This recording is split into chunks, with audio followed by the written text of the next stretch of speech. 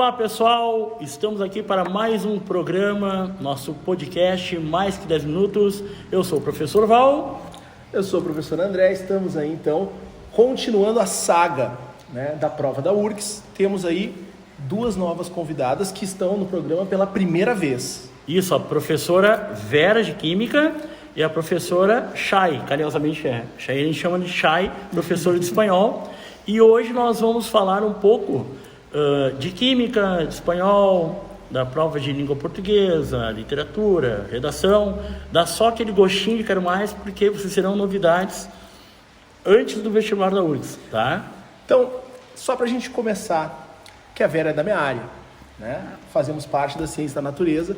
A Vera, então, experiente na área da química, em cursinhos há muitos anos. Muitos. Não vamos ser quantos.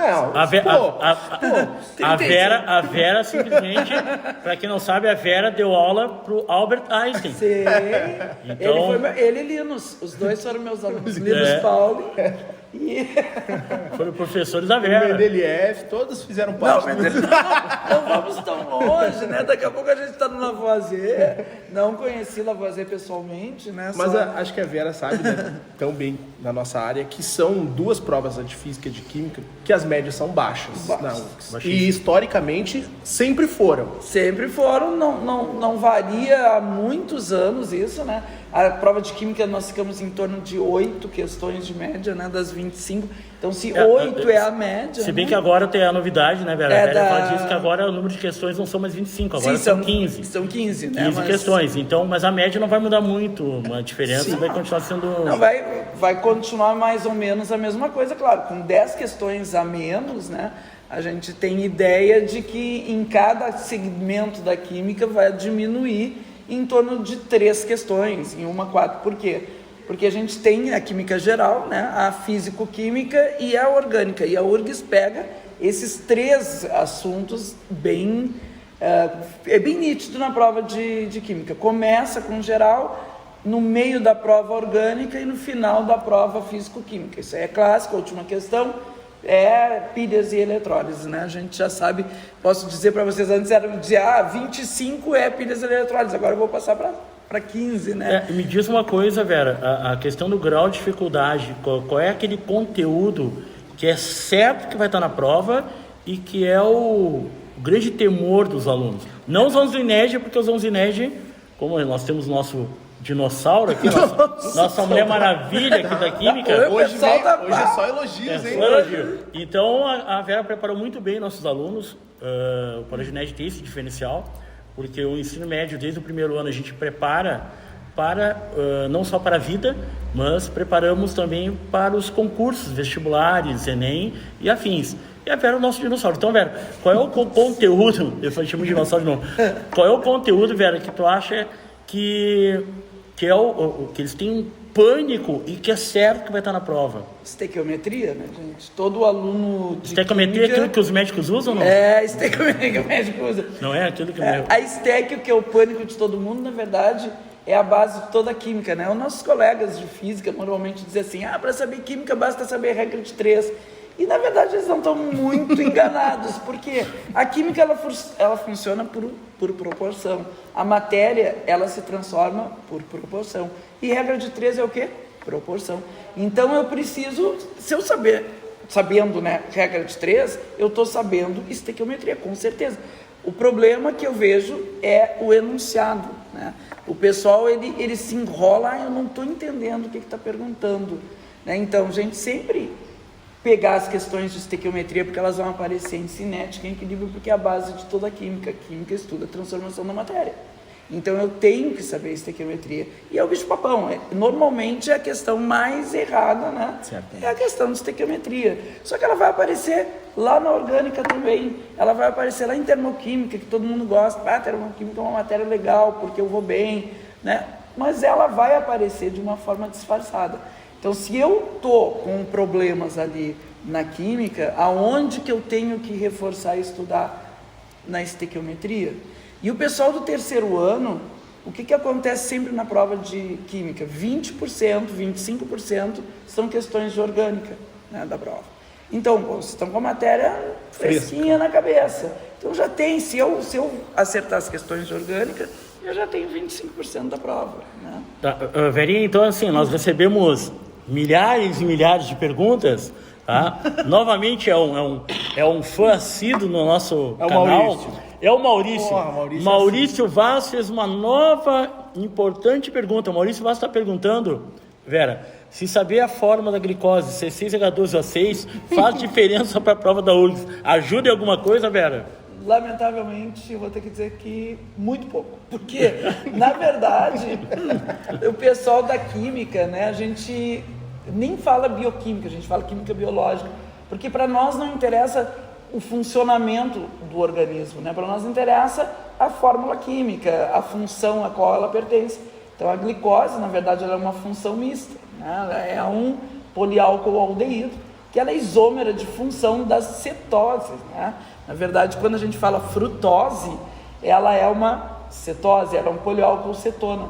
Então, ela é uma isômera de função da glicose. Nesse ponto pode aparecer. Lamentavelmente. Viu, Maurício? Respondida essa pergunta, o nosso fã, nosso admirador assíduo, Maurício Vaz aqui, mais uma perguntinha aqui. Mas a outra pergunta é para professor de espanhol. Mas antes da pergunta, então, temos aqui a professora Chay, de espanhol.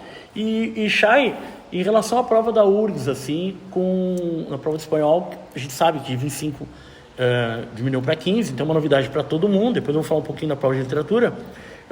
Quais são, fala um pouquinho da prova, o que tu acha da prova de espanhol? Ela é uma prova também que a média, ela não é uma média muito baixa, tá? Tá entre as médias relativamente, fica bem meio na tabela das médias ali. Mas é mais baixa que a de inglês. É mais baixa que a de inglês. Se bem que a de inglês de 2019 acabou sendo mais baixa que a de espanhol. Foi um ano atípico. Sim, é uma típica de inglês, tanto é que a média da prova de inglês durante muito tempo era a média mais alta, assim, era ridícula, e aí eles começaram a pegar pesado, então hoje inclusive, o patamar... é muito comum que o pessoal da medicina escolher de espanhol por causa da média mais baixa. Exatamente isso, para fazer uma pontuação escolar maior. Então, aquele erro que às vezes os caras que não têm habilidade com cursinho, a média foi alta, pessoal. Não, para o cara que quer passar, a média tem que ser baixa. A média alta vai favorecer aquele aluno que não estudou. Como aquele aluno não estudou? Vai ter uma média alta e vai favorecer também aquele que estudou? É uma idiotice. Então, para quem quer passar na URGS, a gente tem que rezar cada vez mais que a média seja baixa e não alta, porque a gente favorece o aluno que estudou. Tá? Então, Chay, fala um pouquinho da prova, 15 questões esse ano agora em fevereiro. O que tu acha que pode continuar caindo, que pode vir a cair? Então, eu acho que assim, eles têm uma prova muito interessante. É uma prova, a gente precisa se preparar para ela. Então, assim, não é apenas eu chegar, eu não sei espanhol, eu vou lá, eu leio e eu faço as questões. Não. Né? Esse é um erro crucial de nós brasileiros. Eu vou citar nós brasileiros porque nós achamos que porque nós falamos portunhol, sim, nós sabemos espanhol. E não. Olá, não é olá, assim. que tal? Eu quero uma Coca-Cola. Lembra que eu falo? A professora Chay, eu cansei quando eu estava em home office. E parabéns pelo lindo bebezão. Obrigada. Professora Chay, eu invadi a sala dela. Olá, Tico. Aquela voz que eu escutava, eu quero uma Coca-Cola. Era eu. Coca-Cola. Então, sei tudo de espanhol. A minha esposa é professora de espanhol. Ela que me perdoe e que ela não assista esse vídeo. Tem um em casa que faz isso também. Então, não é isso. Né? Nós precisamos estudar, nós precisamos entender aquilo. Cai muito a interpretação, então a leitura é fundamental. Quando nós damos bastante, eu gosto de trabalhar bastante interpretação com os alunos, né? Porque na interpretação nós vemos o conteúdo dentro. Então, além da interpretação, outra eu chamo de pegadinha, né? Que pega os alunos mesmo, são os heterossemânticos, né? Os mais falsos cognatos ou falsos amigos, né? Os alunos já conhecem mais. Tem a questão do rato, né? Do baço, né? Então, eles se confundem muito, né? Essas palavras dentro dos textos. Caliente, que a gente acha que é caliente, está muito caliente hoje. Caliente está caloroso. Caliente é gostoso, não sei, me corrige, caliente é gostoso, então não tem sentido de gostoso. Depende para que tu quer usar o caliente. Mas caliente não dá para ser usado como para... porque tu vai... Ai, caramba, está muito... Ai, caramba, está muito caliente. Hoje está caliente. Quero uma Coca-Cola geladita. Não. A culpa da média baixa é assim. Exatamente. É assim que a média culpa fica da média baixa. baixa. Nesse caso, eu não vou usar o caliente, eu vou usar caloroso. Caloroso. Não, está um dia muito caloroso, né? Necessito beber algo. Né? Então, essas coisas são as pegadinhas e eles gostam de colocar. Né? A gente tem também a questão dos heterogenéricos, né? Que são aquelas palavras que no português são masculinas ou femininas e no espanhol são o contrário. Sim. Então, nós precisamos saber que as palavras que terminam em arre, no espanhol, Arre, são masculinas. Faz de conta que tu tá escarrando. Arre. É bem por aí. Né? Elas são masculinas no espanhol e as palavras que terminam em umbre são femininas. Deita no cabecita no meu umbre, amiga e chora. Não, foi horrível. Isso foi horrível, desculpa, tem que cortar essa parte aí que foi... Não, deixa, Maurício. Maurício é o cara que tá aqui. É que ele faz tudo. Ele faz tudo. Maurício é o Severino dos podcasts. Tá, e prof, então já que a gente falou no Maurício... Mas calma. Espero que o Maurício já fez uma sequência boa de perguntas aqui. Tem várias perguntas do Tem Maurício. muita pergunta do Maurício aqui. Em relação à prova de espanhol, que as pessoas se enganam muito, a gramática do espanhol não é fácil que nem a do inglês. Não. É uma gramática bem mais complexa. E as pessoas se enganam com a questão até pelo acento inglês, vocabulário. até também a parte do acento não tem acento. Mas a gramática é bem mais complexa que a do inglês. Ela é mais complexa que a do inglês, mas eu acho ela bem mais fácil que a do português. Português. Ela só é mais difícil que do francês. Je parle français très bien. Qu'est-ce que vous faites? Je parle français très bien. La formation étudiée, les 4 ans de français. Hoje tu veio cheio dos idiomas. Je parle... Tu ne parle pas français. Não, qu'est-ce que vão faire? Les français aussi. Então só a tradução depois vai ter uma legenda aqui embaixo. Vai ter... La tradução. La tradução em espanhol, já misturei tudo. Tá perfeito. Tá, então eu vou fazer essa pergunta. Faz do Maurício. Fazer a pergunta do Maurício então para a Chay. O Maurício Vaz, então, o nosso grande colaborador aqui, está sempre enviando perguntas. O nosso colaborador Maurício está perguntando aqui, Chay, me diz uma coisa. Assistir a série Casa de Papel no original ajuda a fazer a prova da URGS? Ajuda a aprender palavras de baixo escalão. Viu? Então, Casa de Papel, assistir Casa de Papel não ajuda. Não. Respondida a pergunta, grande colaborador Maurício Vaz aqui. Tá. E a última pergunta do Maurício aqui, ó. Maurício está perguntando, em relação aos falsos cognatos, mais ou menos a pergunta parecida anteriormente. Existe a possibilidade de cair quantas questões? De 15 questões, que é umas 2, 3 questões? Acredito que por aí. E o resto, basicamente, eles não costumam interpretação. colocar muitas, assim. Bastante interpretação e a gramática dentro da interpretação. É o que eles gostam. Tá, perfeito. André, agora eu quero que tu pergunte para mim sobre a minha prova, porque fica chato eu perguntar para mim mesmo. E até o Maurício também tem pergunta de literatura. Não, calma, que o Maurício está perguntando bastante. O Maurício é muito ansioso, Maurício. Em relação, o que a gente já pode perceber, acho que em todos que passaram aqui falando das provas, é que eu acho que o foco principal é a interpretação. Sim. Isso é de todas as disciplinas que passaram por aqui. Mas não adianta a gente ter conhecimento, né, claro, básico, conceitual, se as interpretações não estiverem em dia. Né? Então isso, nas disciplinas de linguagem é o mais importante, mas nas nossas também não deixa de ser extremamente importante. E para falar da linguagem, né, melhor então do que o Val, que é um cara que acompanha essas provas há décadas. Dinossauro. Ele fala de dinossauro, mas temos um dinossauro outro... que nem... Eu fui professor do Noé, então... Eu que ensinei o Noé lá, escrevi a introdução. Então conta pra gente um pouquinho da prova de língua portuguesa. Corroborando o que tu está dizendo, André, Very Shy, a prova da URGS ela teve uma grande transformação. A prova da URGS ela continua sendo conteudista, mas perdeu ainda esse valor como ela tinha antes de 2010. Antes de 2010 ela era muito conteudista, e a partir de 2010 para 2011 ela começou, tanto é que a prova de 2010 ela coloca uma introdução no primeiro dia de prova. Ela coloca um texto introdutório que as variações linguísticas e variações de todo modelo de prova tem que ser respeitado, tipo, dizendo que aquela prova seria diferente dos anos anteriores, que ela se pareceria com a prova de literatura, que ela se pareceria com a prova do Enem. E a prova de literatura aquele ano foi uma surpresa, porque a URGS sempre coloca, quando eram 25 questões, sempre coloca as leituras obrigatórias, só que aquele ano, mesmo com as leituras obrigatórias, ainda tinha uma relação de saber o detalhe, e aquele ano foi uma prova interpretativa, tá? Bom, como é que, então, já mudou. Como nós não temos a prova da URGS desde 2019, não só para de literatura, matemática, física, química, espanhol, de todas as disciplinas, com as 15 questões, a URGS ela vai focar praticamente nas leituras obrigatórias. Não estou dizendo que só irá cair as leituras obrigatórias. Como não eram 25 questões a prova da URGS, a URGS ela colocava de 14 a 15 questões de leituras obrigatórias e colocava de 10 a 11 das gerais. Eu não acredito que a URGS ela vá fazer metade, até porque se a gente for ver, o número de leituras obrigatórias é quase o mesmo número de questões à prova, tá? Então, vai ser focado. O diferencial é que nesse ano, provavelmente, eles não vão pegar, como já que é na época do Machado de Assis, que ainda tem a leitura obrigatória, como se o Machado pega 3 questões do Machado de Assis.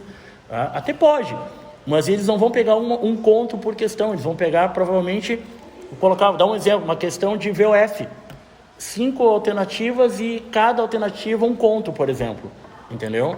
Ou pegar mais de uma obra e comparar, e aí vem a sacada da URGS. Isso, uma vez eu tinha dito que poderia cair, caiu, tá? Quando eles compararam uma obra do Graciano Ramos, São Bernardo, com Dom Casmurro. Tá? Então eles podem pegar uma leitura que não é obrigatória e comparar com uma leitura obrigatória. Sim. A gente tem o William Shakespeare. Então a tabela das leituras obrigatórias, a lista das leituras, ela é a mesma do ano passado, não mudou exatamente porque não teve vestibular, né? Então a URGS, a prova de literatura, ela vai ser focada nas leituras obrigatórias, como já era antigamente, e a URGS é uma prova conteudista, mas que, como disse o André, sabiamente, ela está muito interpretativa. Por que a URGS não faz que nem o Enem? O Enem, a literatura, ela é totalmente... Não precisa saber o detalhe do nome do personagem. Ele te dá o texto, e lá no texto eles perguntam, dentro do texto, qual é o nome daquele personagem, ou qual é a intenção da ação daquele personagem no texto. A URGS, mesmo ainda tendo questões de interpretação, por exemplo, a Adélia Prado, poesia, é puramente interpretação. Eles vão pedir ali o detalhe. Por exemplo, pegar a obra lá, As Meninas, provavelmente eles vão pegar, como as leituras obrigatórias, eles vão colocar lá o nome das 3 meninas e vão pedir características, provavelmente, daquelas meninas. Entenderam? Então, a URGS vai fazer isso. Isso é típico da prova da URGS. E um outro detalhe, a URGS, quando tinham 25 questões, ela fazia esse cálculo, tá? Primeiro, há mais de 10 anos que a URGS não colocava uma questão, acho que na maioria das disciplinas, mas literatura e história, de colocar marca incorreta. Há mais de 12 anos que a URGS não pede isso, incorreta, tá? Por que eu estou falando isso? Porque a URGS ela tem um padrão de prova. Tá? Esse padrão de prova, até 2010, quando mudou para o Enem, então tu sabia exatamente, vai cair literatura informativa, depois vai cair barroco, depois vai cair arcadismo, depois... Ela tem essa sequência, tá? Cronológica.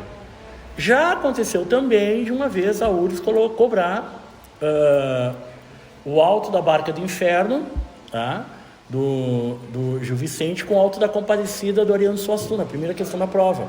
Mas ela segue cronologicamente, ela segue o tempo, então a prova será cronológica, mesmo que, por exemplo, lá no realismo da leitura obrigatória do Machado, que cai o Alienista, por exemplo, que é um conto, mas que na verdade é uma novela, mas depois a gente vai falar sobre isso em outro programa, sobre as leituras, eles possam pegar e comparar com a obra do modernismo.